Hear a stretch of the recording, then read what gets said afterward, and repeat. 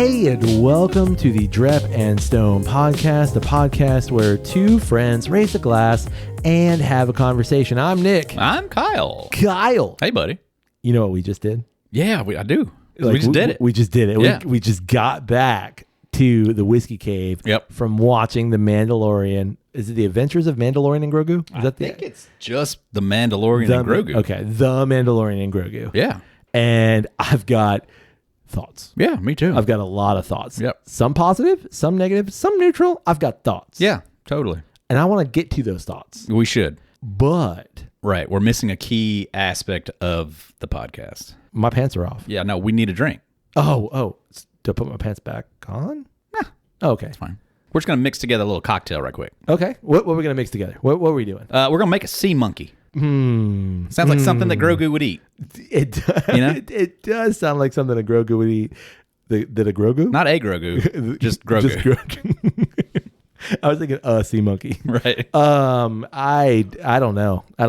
Me neither. Never had one. Oh, okay. So it looked interesting. This is brand new? Yeah. Never tried it. I love it. I'm for it. Yeah. Okay, so I had all the ingredients. So I said, yeah, we can make that. Let's give that a shot.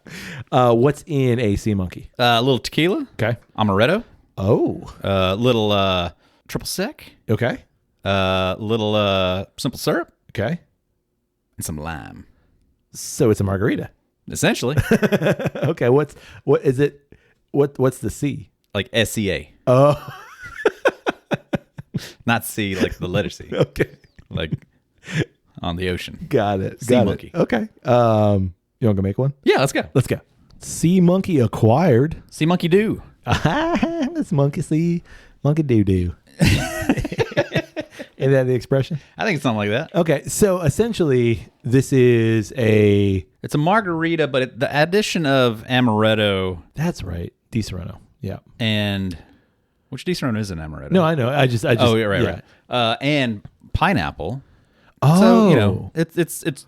I'm assuming it's going to be tropical, but like it is. Yeah, I mean it is like going to be margarita adjacent. Pineapple. You didn't say pineapple initially, right? I don't think I did. I think I forgot. I think I forgot about that. But yeah, there's pineapple. So a pineapple margarita with amaretto.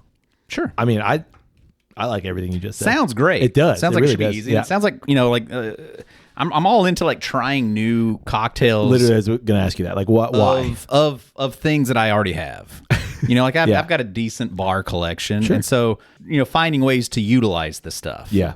Also, just to kind of throw something different than just my normal bourbon cocktail at the end of the night, just to have something else. It's like let's see what this is. I mentioned this when you were making it. I love on record. I love a good tiki drink, but the problem with the tiki drink is like it takes so many steps. It's so many ingredients, and they're always fresh ingredients if you're doing it right. Right. And it's like I just want one drink. Yeah. And so to find something that I agree with you, and having not had this yet, it looks tropical, it feels tropical. To have something that might be like that, or even a cocktail, it's like, oh, these are ingredients that are readily available. Yeah. Sign me up. Yeah, I'm right there with you. All right. I'm going to sniff it. All right. Does it have a nose? It actually, yeah, it does. Yeah, I think it's mostly due to the garnish, beautiful garnish that you apply to it. Yeah, very limey. Our fresh pineapple. Get lime and a hint of pineapple. Yeah. No, I'm also getting like just a bit of the Di Serrano, just a little amaretto, and a little almond. a bit of tequila. What kind of tequila did you use? Like a Blanco? It's a Blanco. Okay. It's Yeah, sure. name's gone. Yeah. But like Chuck's Blanco. No, it's not even Chuck's. It's like real deal. Okay. It's the people that used to make, or the people that created, I think, Don Julio. Oh. And then they sold that off, and then it kind of became like a cheaper version of what they originally created. Don Julio did? Past them selling it. Gotcha. So whoever took it over, they kind of streamlined it and, Yeah. added Mass it. production. And then they split off and then created their own brand new thing. And I cannot think of what the name of it is, but this is it. It's like Tolo or something. It looked Tallow. like tallow. Yeah. Anyway. I don't know. Maybe. Okay, but it was a Blanco. It is a Blanco. Gotcha. Yeah. I like Smells those. great. Yeah. Shall we? Bottoms up. Okay. All day. Wow. Wow. That's great. Yeah. Ooh. What's nice too? That's better than I thought it was going to be. That's great. Not that I thought it was going to be bad by any means, but the pineapple juice adds a little bit of that sour. Yep. Obviously a pineapple note, but it also like lengthens the drink a little bit. Yeah. So it's not just a legit margarita. It's got just a little bit more in it. A little tarty bite right at the front, but then the amaretto and the Cointreau like really kind of come through with that lovely sweet texture all the way through. For sure. Yeah, that's delightful. Interestingly, I don't get amaretto. Like when I think of like an amaretto sour, or I think of like, amaretto in coffee, where it's like, oh, there's the almond. I don't get that at all. It blends so nicely with everything else going on that it's not like there's an almondy note. Sure. And I love almonds and I love amaretto, but I don't get it in that way. I do get an amaretto note. Do you? Just because it's a different sweetness. The Cointreau's there, but it's like and it could also be due to the fact that we used a dark simple syrup. Oh, sure. But there's like a different depth to the sweetness than just like a straight citrusy sweet. Yeah. I kind of identify it as like Di Serono. Yeah, just like a depth of the sweet. Yeah. Okay. Yeah. I brought a little salt with me just to see what that does, because like it's gonna make it better. I think it's gonna make it better. Not just in the margarita sense, but like in the sea sense. For sure. Yeah. You know what I mean? Like I feel like it makes sense. So I got a little bit of a flaky sea salt here. Is this kosher? Yeah.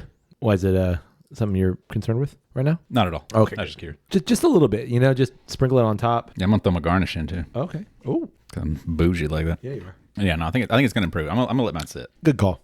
I think likewise. I'm gonna let it just rest. Just mingle. Cohabitat for a minute. Okay, so while we're doing that, you want to talk about Mandalorian and Grogu? Yeah, how about that movie? Oh boy. Okay, first of all, as we get started, are we spoiling things? Do we spoil things? Because this is coming out I feel like we never have, but like at the same time, I feel like it's. I say let's spoil it. Okay, this is coming out the week. Honestly, like the week after the film comes out. So like, dude, this is our second episode in like 3 months in which we covered a movie. A movie that we went and saw together. I know, Crazy. The weekend after it comes out. Listen, unprecedented. Insanity. Yeah. Okay. You turned to me at the very beginning of this. Yep. And you said, out of 10, wasn't going to be. Yeah. And I said, I think I first said a 7. Yeah. I think. Yeah. And then I was like, you know what? No, it's a 6. It's a 6. Yeah. And I just kind of like sat with that. You said it's going to be a 4. Yeah, I was expecting more of a 4. Yeah. To give some context, what for you would be a 10? I mean, in the Star Wars universe, like Empire Strikes Back is kind of looked at as the best of the best. Yeah. And so like that would be my 10. Is like is it Empire level? Yeah. And so and 1 being Christmas special? 1 no, I'd put that above Rise of Skywalker. I really kind of feel like Rise of Skywalker is unwatchable. Like it's bad. Yeah, I haven't seen it lately, but I believe you. Yeah, I mean, like I don't know that I've ever actually. No, I definitely did one time, but I think I did it by myself, like in a dark space, like curled up. Yeah, like I went to the theater to watch it, and then I think I watched it one time. I'm pretty sure we watched it together in theaters. Yeah, I think so. I know I've seen it since, but it doesn't stick out to me. Okay, so Empire terrible. Empire 10. Yeah. Rise of Skywalker 1. Yeah. Okay. And like I would put like Mandalorian season 1. Yeah. Oh, like 9. Yeah. 9.5. I was literally going to say that. Like great stuff. I can agree with you on Empire. I just started watching Mando season 1, and it is so good. Yeah, it is like so remarkably freaking good. Yeah, and I would say it's right there. Like it's at that 9.5, 10. Yeah, I'm with you. Yeah, of just great. One, like it's great Star Wars, but it's also just great on its own. It's just great storytelling. Exactly. It's great world building. It's great everything about it. Like it's got the tense moments and the action sequences are great. Everything about it is just so good. Rewatching it, and I have rewatched it since it came out. 2019, is that when it came out? The first season, I think it was 2019. 2019 or 2020. I mean, it was in that. I bet it was 2020 because I feel like it was in the lockdown craze. I feel like that's when season 1 came out. Yeah, or maybe like late 2019 into 2020, something like that. Anyway, my point is like watching it again, and I've seen it once since. But watching it again, I'm just struck by how much it trusts the viewer. And that's what I love about it. And what I mean by that is you don't have to explain everything. You just trust the viewer that like this is the Star Wars universe. You don't have to explain all these creatures. You don't have to explain all this backstory. Just is the Star Wars universe. Right. And it's a slightly hokey. It does have its like corny, bits corny and stuff like that, but it's not overdone. It's not overbaked. No, there's a little bit of humor to it. There's also, some cute factor, but there's what I'm going to call like almost a Scooby-Doo nature of like this episode. Each of these episodes it has the same formula, the same kind of skeleton, and there's just things that are shifted around, and it pushes the narrative forward. But like, you understand there's going to be some sort of quest. We're going to go do the quest is going to lead to something else. We're going to have to overcome this thing, and that might take a couple episodes, but there's a grander narrative, and then there's a segmented narrative, and that to me is what makes that perfect. And so going into this movie, I didn't necessarily think about it in terms of, does this hold up to that season 1? Because I feel like that's a super high bar. But also in some ways, this is a movie. Yeah. And so it's got to live up to something. Yeah. I mean, this is aiming to be a summer blockbuster Star Wars movie. Yeah. Yeah. Oh, the salt makes game changer. Tons better. It is better. I will say it makes it way more margarita. It does make it way Before, more, I don't necessarily think it was margarita. Agreed. But the salt does make it's a version of a margarita now. I think the salt also pushes the pineapple further. Yeah, it does make it prominent. Yeah, it pushes back the amaretto sweetness. Absolutely. Obviously. But yeah. I like both. Agreed. Yeah. Anyway, so now having seen it, and by the way, like, I was stoked for this. Like, one of the few movies. You were really stoked. Like, I mean, I texted you. I was like, you want to see this? Where we going? Because I want to go. Yeah. And we actually saw it Thursday, so it technically comes out Friday, but I don't know how that works. Well, they reached out to us and said, like, we'll give you all like an early screening. Oh, well, I wonder why we were the only ones in there. Like, we walked in. We were literally like pretty much it. Well, we walked in, and in fact, the girl working, like, she was surprised. She was surprised to see us. She's like, oh God, I got to get out of here. Yeah, she left, and so we sat down. There's a spotlight above us. Yeah, and the theater was quiet. Yeah. And then we realized wrong theater. All right, let's go over to the right one. Cool. Yeah. And then when we got in there was like 3 other people. Yeah. So we saw it Thursday, which I don't know if those tickets actually count for like the weekend take. I don't know how that works. Like when I don't they either, do, like, but I would opening absolutely weekend. think it has to. I don't know. Like why wouldn't it? Yeah. Like, why would you want to give up an extra day unless? Why would you say it comes out on Friday and then like? I think they call. I think they do call it now like the extended weekend box office or something like that. So there are points when we were both like, I mean, we leaned over and we're talking to each other and like, what? And so I want to talk about that. But leaving the theater, you initially said 4. What do you say now? Yeah, I would give it a 6 now. Yeah. Of like, it's fun. It is corny. I think it absolutely is made for Star Wars fans. Totally. And there is some behind us. I don't know if you heard those people behind us. A few times. Okay.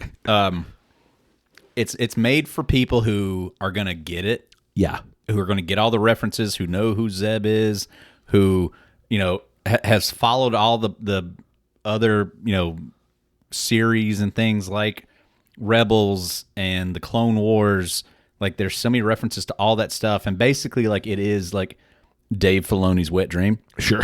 In so many ways. The fact that he's in it twice. So yeah, like, if you've seen all the Dave Filoni stuff, then it's a huge payoff. Yes. And you get it all. I wonder for the people though who haven't seen all that stuff and have all of those references and things, is it enjoyable if you've only seen the Mandalorian series? Because like, I think season 1's great. Season 2 was really good. Yes. Season 3 was disappointing. Yeah. So and then that was 3 years ago. Right. And so then now going into this one, if that's where you're left off, is it fulfilling? You kind of if you don't have all that stuff. Mandalorian. Was it 2.5? Was Book of Boba Fett or 3.5? Oh, sure. That would have been. I think it was 2.5. 2.5. Yeah, maybe. I'm gonna say in that respect, I'm gonna say yes. I think if you are, because let's be honest, like, you're not gonna go to this movie if you don't like Star Wars. You're not going to go to this movie and just like, I don't know about Star Wars. I'm just going to go see the Mandalorian Grogu because, that baby Grogu or that baby Yoda, you know what I'm talking about? You're not, you're going to know at least a little bit. So is it going to be as satisfying as someone who has consumed all of that? No. The same way that, if you've seen a couple Marvel movies and then you walk into Endgame, you're not like, oh, wow, like all this emotional stuff. And you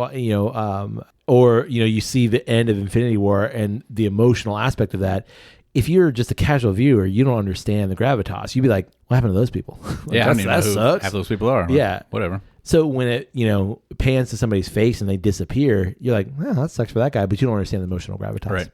I assume that must be an important person. Right. So I think similarly here, but my assumption is the majority of people that are going to this are fans of the show, have watched all the seasons, and are Star Wars fans and know enough about what's going on. So yeah, I guess that would be my thing of like if you're just a casual, you started watching Mandalorian, you enjoyed the Star Wars movies, and then you watched The Mandalorian. Yeah. But you didn't take the time to watch all 7 seasons of the Clone Wars and all of Rebels and just basically all of the Dave Filoni properties.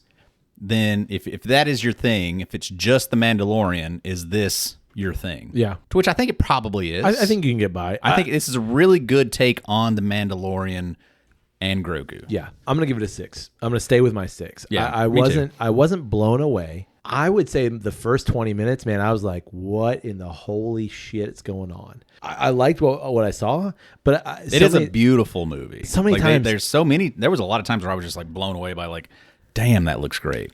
Yeah. And then there were some times where I was like, should have spent more time there. Yeah. Mostly on the huts. But there was some stuff early on that I was like, what? Yeah. Like, just, what? Why are you on this cliffside? Yeah. That's like maybe 20 feet wide. Or there's especially, very early on. And maybe it's just because I'm hyper aware of narrative and like, no one would say that in that situation. Sure. There's a scene. The movie moment. The movie moment. Like there's a scene very early on. Rye moment. And it took People me wouldn't out. say that in that moment. It took me out of it. And like, I think that's where I was like, oh man, we're at a 2. But no, it caught it. But there's a moment very early where they're in an AT, an AT-AT? It's an AT-AT. And maybe it's an ATSD. I don't remember. I forget the big ass one. Right. Yeah, the big one. The four legs. Yeah. And the Hoth battle. Yeah. Yeah. And so they're on this ice planet or whatever it is. The captain pilot guy was like, he's inside. And then like everything kind of goes quiet and he's like, there's something on the roof. What could be on the roof, guy? Like, there's something on the roof? No, you say he's on the roof. Right. And like little things like that was like, come on, like that's just lazy writing, or that's like, do you not trust? And that's where I go back to that trust aspect. Do you not trust the viewer to be like, bro, I know who's on the roof. It's the Mandalorian. Like, what are you talking about? There's something on the roof. Right. So initially I was like, come on, we're not doing this, it's right? Not a strong start. Right. And I literally the first 20 minutes, I'm like, I'm hopeful, but like, what are you going to do here? I had the same thought when he pilots that ATST, but like the ATV thing. Yeah, like down a mountainside. It's like the 2-legged one, but it doesn't have like an encased cockpit. Like he's just free air. Yeah. And he walks up to the edge of this mountain and just bolts. And I'm like, no chance that works, man. No. Like I started to like in the process of watching him like gallop down that absolutely like sheer side of that mountain. I was like, well, I'm going to give you the benefit of the doubt of like, I've seen some wild, like the AI, not necessarily just AI, but like the Japanese robots and stuff. Yeah. And like when they like trip on stairs and they like catch themselves. and they finally get it. They're like, maybe this is like AI assisted. It's not just Mando driving the thing, right. That like the legs are also like trying to do their own thing. But at the same time, I'm just like, no.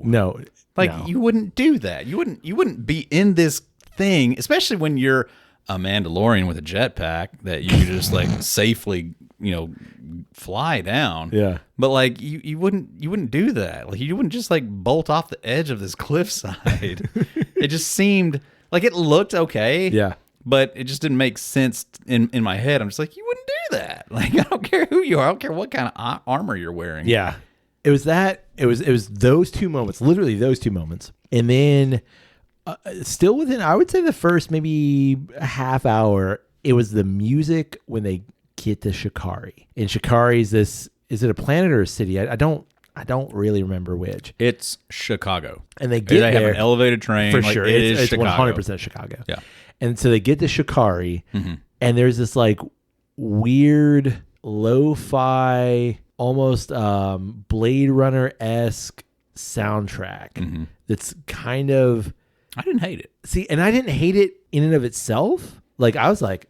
I could vibe with that for sure. I get what you're doing. You're saying like, okay, we're in a Blade Runner setting. 100%. Gotcha. But it took me out of the Mandalorian, because the Mandalorian is very like almost that tribal, Westerny kind of thing. Right. And that was in there.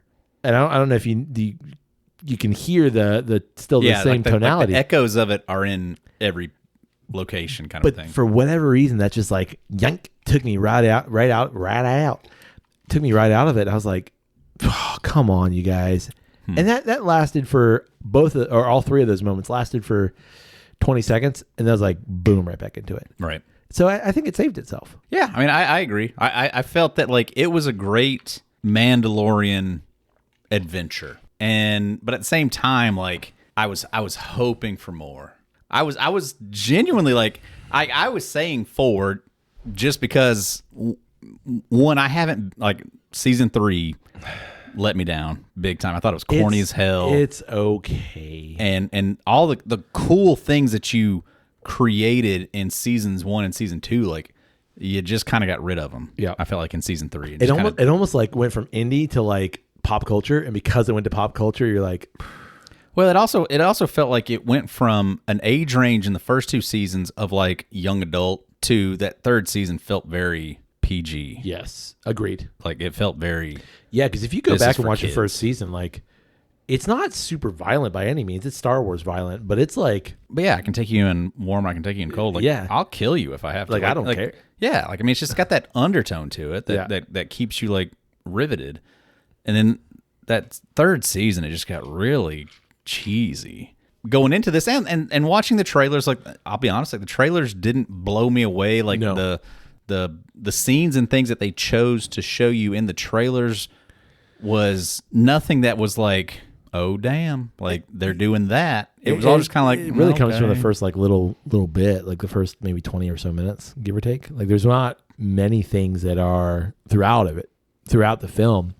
But yeah, I wasn't as much as excited as I was for this. I wasn't like, whoa, that trailer made me more jacked. Correct. I was just excited for it because I love Mandalorian. And I think my concern going into it was also too that like I'm afraid that this is a season that they had developed. Yes. That they're going to compress down into a movie. And I think it absolutely was. I can tell you, like it felt that way. Yeah. And we were talking about that because we purposely, as we were leaving, we're like saying a few things to each other, but we're like, nah, we gotta go. We gotta go record. It felt very much like a season that was compressed, and it's like maybe 20 or 30 minute kind of episodes that it was clear like here we are, then here we are, then here we are. And yes, that is like the episodic, act 1, act 2 kind of structure that we follow regardless. For sure.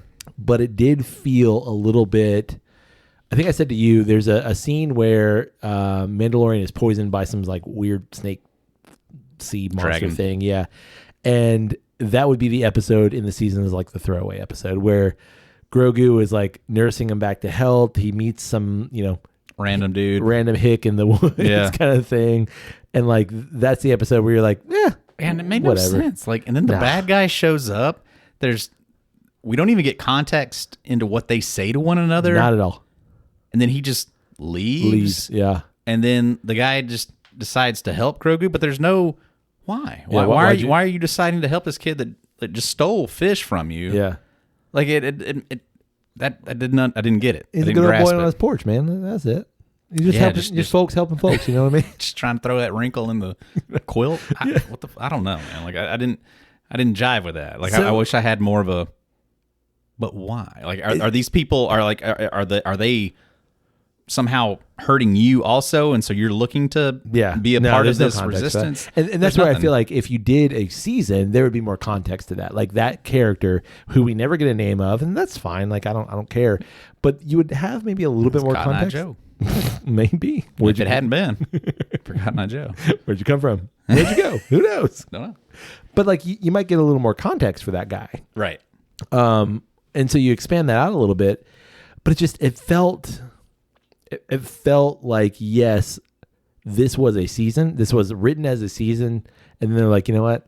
Let's just make a movie. Yeah. So we need a Star Wars movie. There was a mini objective at the beginning. Yep. And then given a different objective that would have lasted you, 2 or 3 episodes. Yep. And then Mando makes the decision, no, I'm going to double back on this and like do the right thing. And then creates a bigger objective that he has to accomplish. Like it's so clearly like the structure of it's broken down. Of like, you can almost like see how like, yep. And then that would have been credits right there. And then the next episode would have started there. Absolutely. Like you could almost feel it. And I thought like, I thought it might take me out of it if they did that. It didn't, but I noticed it.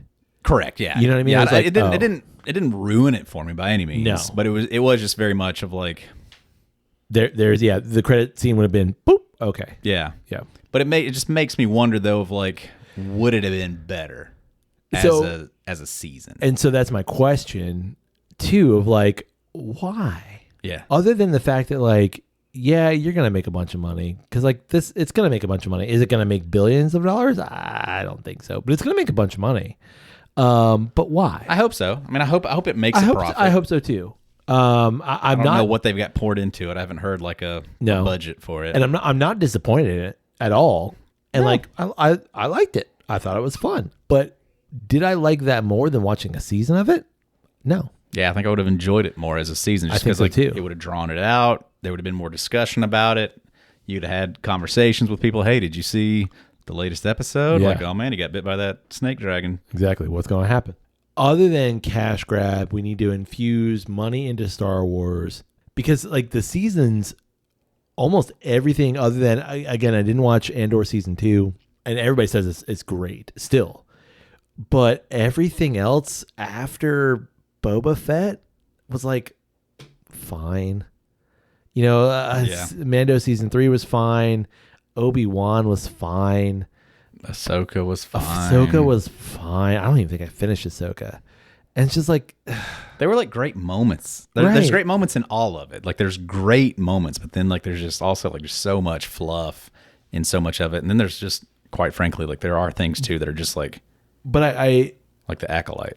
Right. I didn't even finish it. I think I watched the first episode of The Acolyte and gave up. Yeah. But I know why. And my argument for that, and I know that we've talked about this, is what makes The Mandalorian work is that it's not main storyline.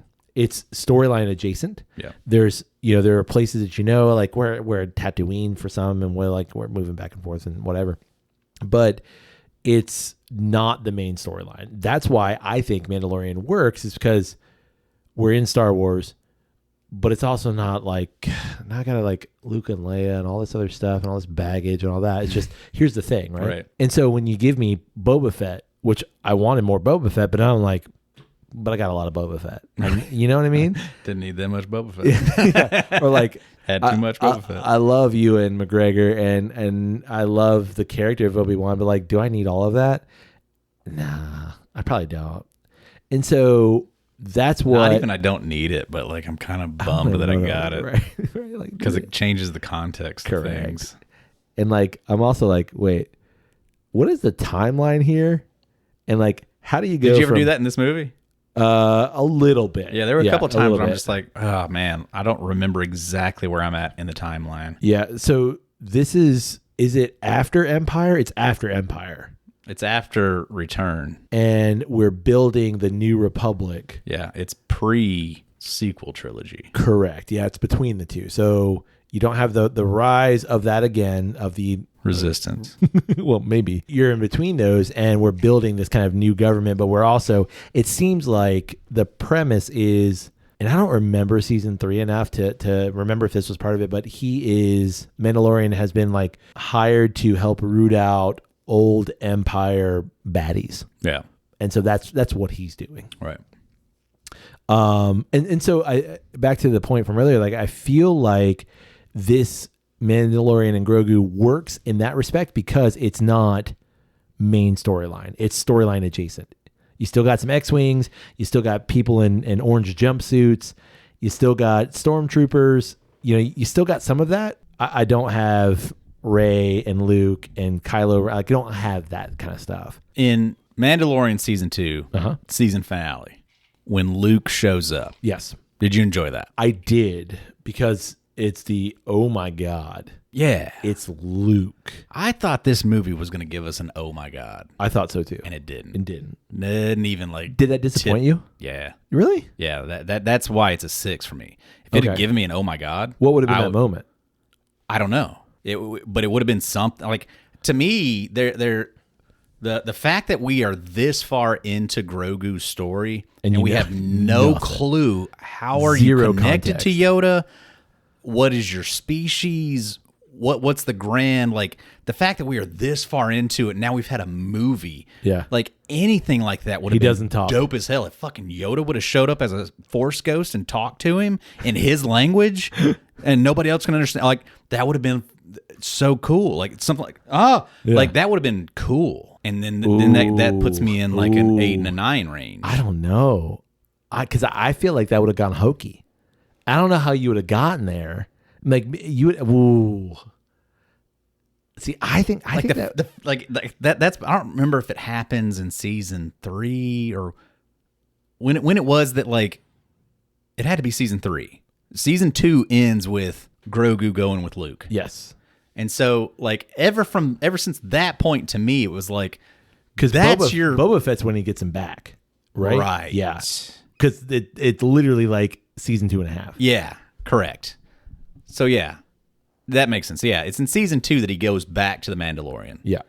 Or I'm sorry, no, it's in Boba Fett that he goes back to the Mandalorian. Yeah. From that moment on, that has for me has been like the shift of like, oh, I don't like where you're taking it, because to me it was like you're meant to go with Luke, and Grogu was meant to be somehow part of like the resurgence of Jedi. Sure. In some way, like maybe he's at that school that Kylo Ren was with Luke, like something like that. Like somehow you're involved and you're going to be part of the storyline that's eventually going to bring back the Jedi.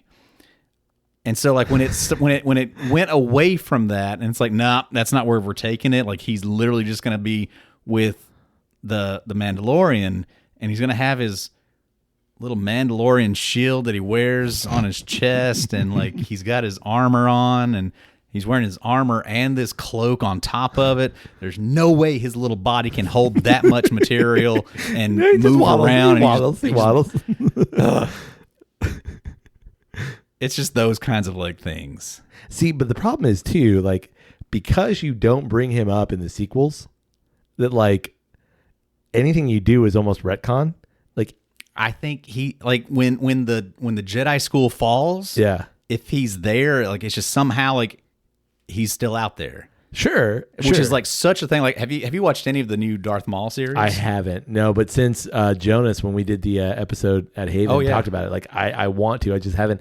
I haven't had a chance to sit down. But it's just another one of those tropes of like, oh yeah, there's so many fucking Jedi still out there. Oh sure. You know, it's like we keep finding these bitches everywhere. So like it could be the same thing. Like just you could write a reasonable thing of like, Grogu was off planet when that happened, and then he realizes he can't go back, or he does come back and it's destroyed, but like he understands that like there's a way that you could have written that. And I've just always felt that like he was such a perfect way for us to get back into the Jedi post agreed the sequel trilogy. I agree completely, because what they put together there just isn't working. Yeah. And Grogu was like the perfect thing of like, he's had experience with Luke. Sure. He's had experience with Ahsoka. Like there's he's the perfect way to bring this back. And maybe they are doing that. Yeah. And maybe they are. Yeah. And they just decided not to introduce any of that into this movie, which to me just seems like, why not? I see what you mean by like opportunity missed, but I also don't know. I don't know story wise like what you would have done, and maybe it's just because I can't see it, so I needed you to show that to me. It's possible for sure, but like I kind of like the standalone nature of it. You know, this, and I recognize like that kind of goes against what I said about the season-ish aspect, but I like that like this is its own thing. It almost feels to me like Rogue One. Like this is its own thing. Could you make obviously a couple of them? Well, I guess you can't for Rogue One. That doesn't work, but you can for this. But it feels a bit separate. I see what you're saying. My argument would be that Rogue One has such a monumental purpose to it. Oh, for sure. That this doesn't feel like it had. And I agree completely with that too. You know, I feel like for this to be the Mandalorian, this might be their only movie. Yes. And so for it to just be about them rescuing Jabba the Jacked Hut. Yeah. Cool. Like great adventure. Yeah. But there was just no revelations. There was no revelations in terms of like we didn't really get anywhere. Yeah. Or legend building or anything. It was just an adventure. We're no further. And that's why it's a 6. I mean, we've got a new Razor Crest. We've got, which I hate that too. I don't like that either. I gotta be honest. Like I hated it when they blew it up in the season. Yeah, like in the series. I couldn't remember, but like also he kind of like starts jacking with it as well. Like as soon as he gets it, he's like, yeah, it's too perfect. Yeah, we gotta rip that panel down and like yeah, like cut all of that crap that we don't need. Right. Which would have been obviously like an episode for sure. Brought those guys in, like for sure. And I love, I do love that they brought those guys back because they're the best part of Rise of Skywalker. Yes. And since that movie's unwatchable, you'll never know that they exist. Right. So it's great that they like had like a huge part of this movie. I can't remember the little guy, something Frick, like Boba Frick. Boba Frick, yeah. The whatever species that is, I don't know.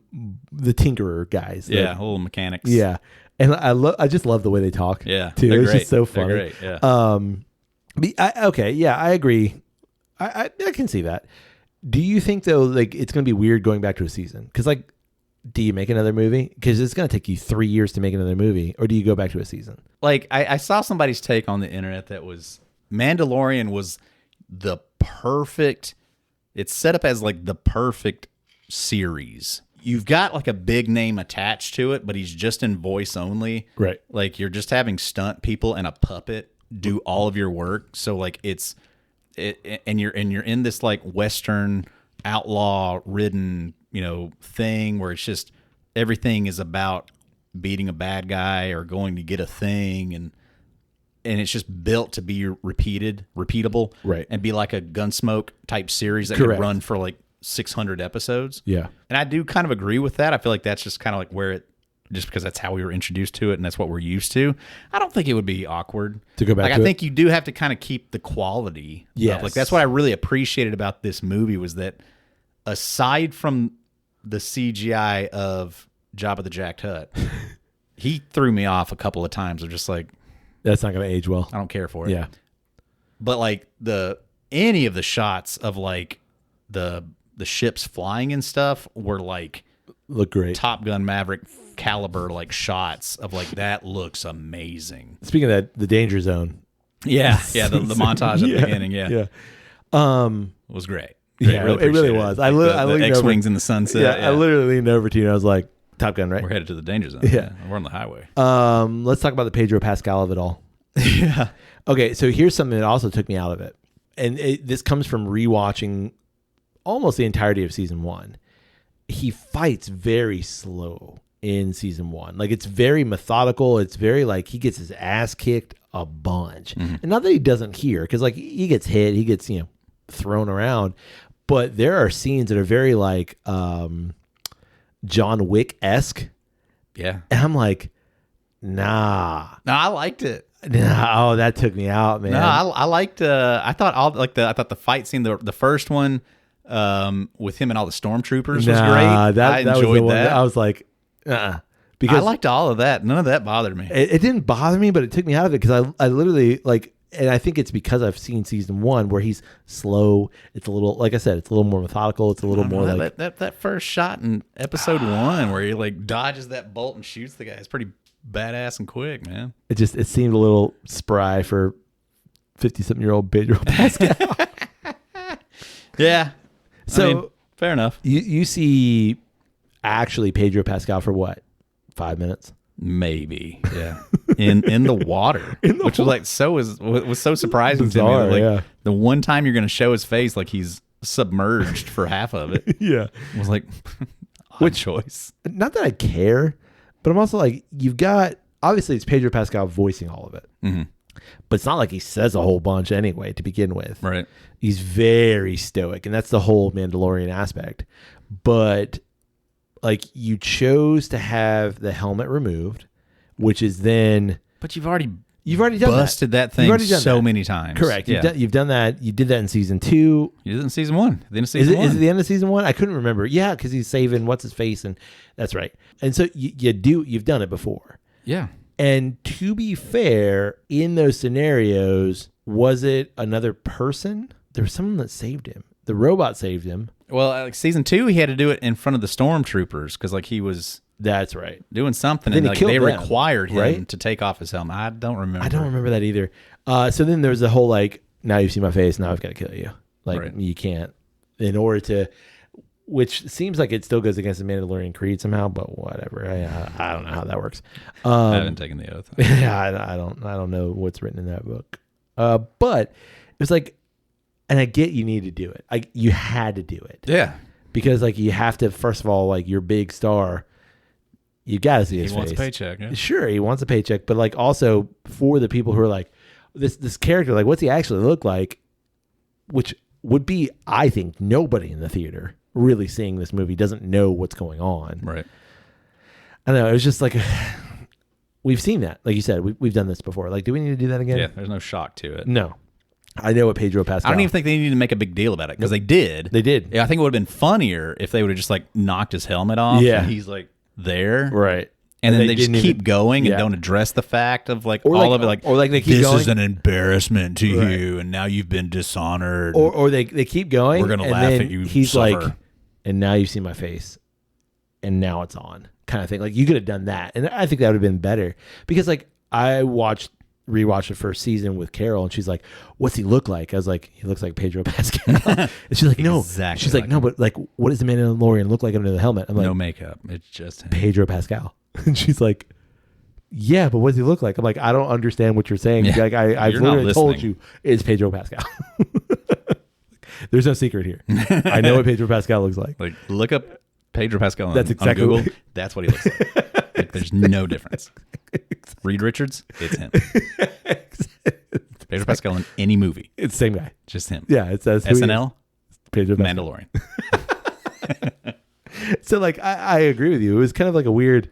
Why did you make it a deal again? Yeah, because Dave Filoni wanted it that way. Correct. Speaking of Dave Filoni, Yeah, he's in it what twice? I think. Yeah, At least I saw him twice. Yeah. He might be Well, in and there they're more. like they're very clearly like, oh look, it's Dave. Pause. Yeah. Hold on, Dave. 3 solid seconds here. Got it. Panning a room. Stop. Pause. Keep going. Did you notice Martin Scorsese? No, I didn't. Yeah, so he's the four-armed sandwich maker guy. Oh, sure. Yeah. Well, it can't be. What? Are you sure? Like you saw his credits? Yeah.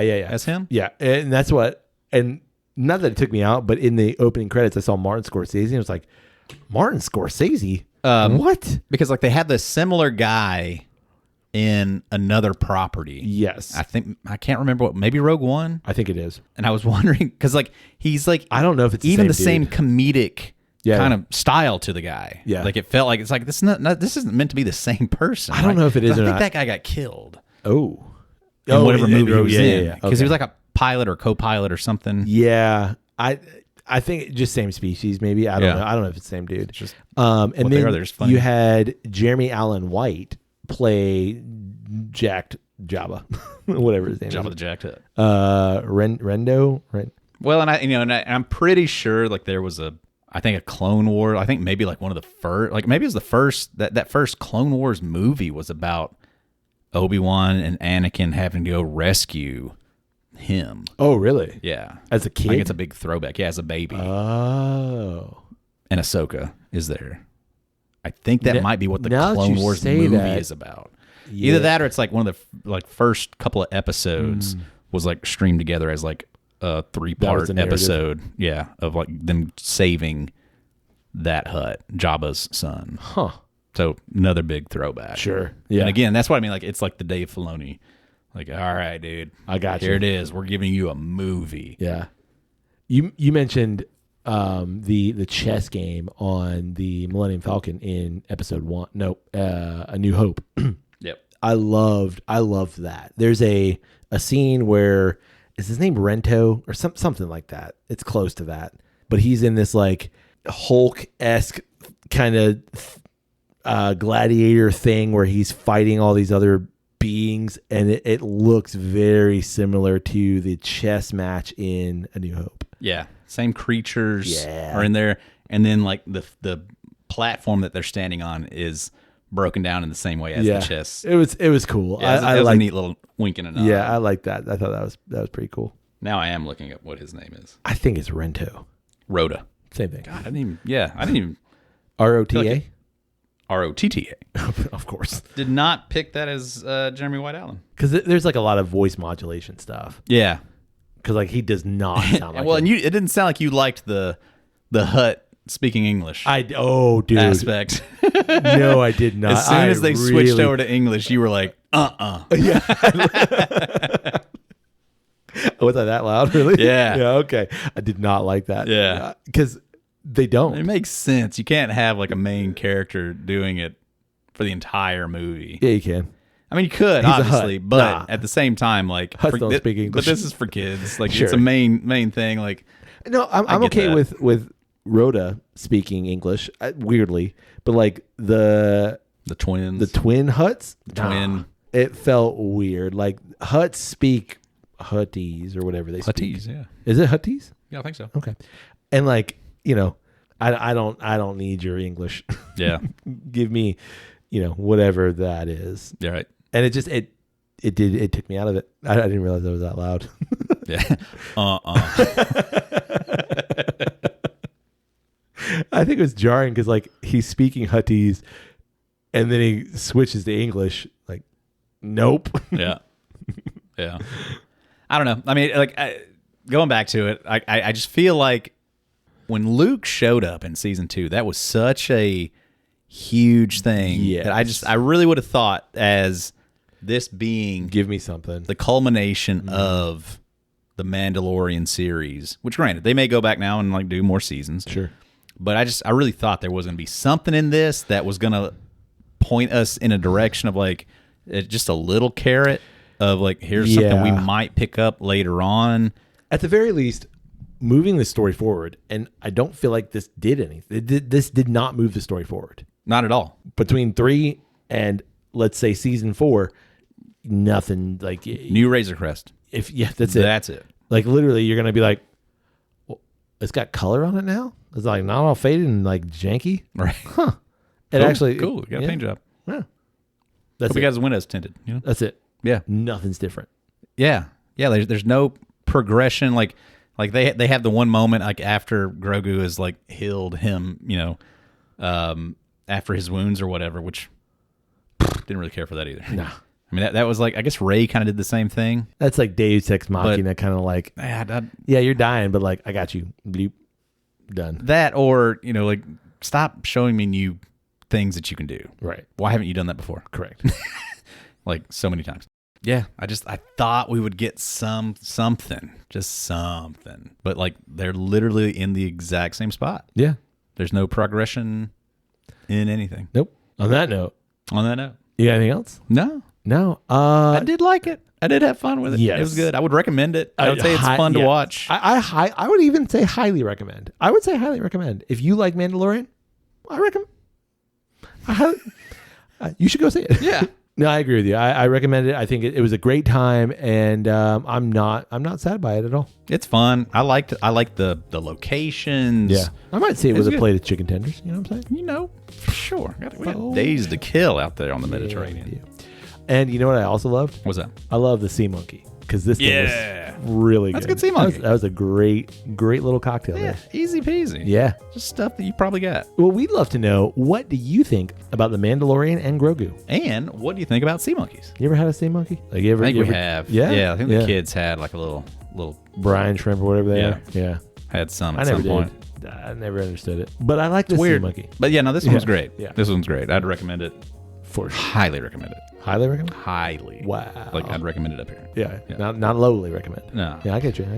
Well, you can get in touch with us through email. That's drepandstone@gmail.com. You can also get in touch with us through social media. One word, Drep and Stone, DREP and Stone. Ooh. Find it, like it, look at a thing, share a thing, comment on a thing. We'd appreciate your things. Absolutely. And we'd love it if you support Drep and Stone. You can do so through our Patreon page. It's patreon.com/Drep and Stone. You can rate Drep and Stone wherever it is you get great podcasts like this one. And finally, Kyle. Yeah, Nate. You can tell someone about Drep and Stone. We've said it a million times. It's the easiest, best, and most important way to do it. Agreed. And I suggest you stop the episode right now and tell someone. Right now. We'll be here when you get back. There's only 20 seconds left. Yeah, you're good. Left. But, hey, buddy. Hey, buddy. May your glass overflow. And your ass never show. Cheers, buddy. Cheers.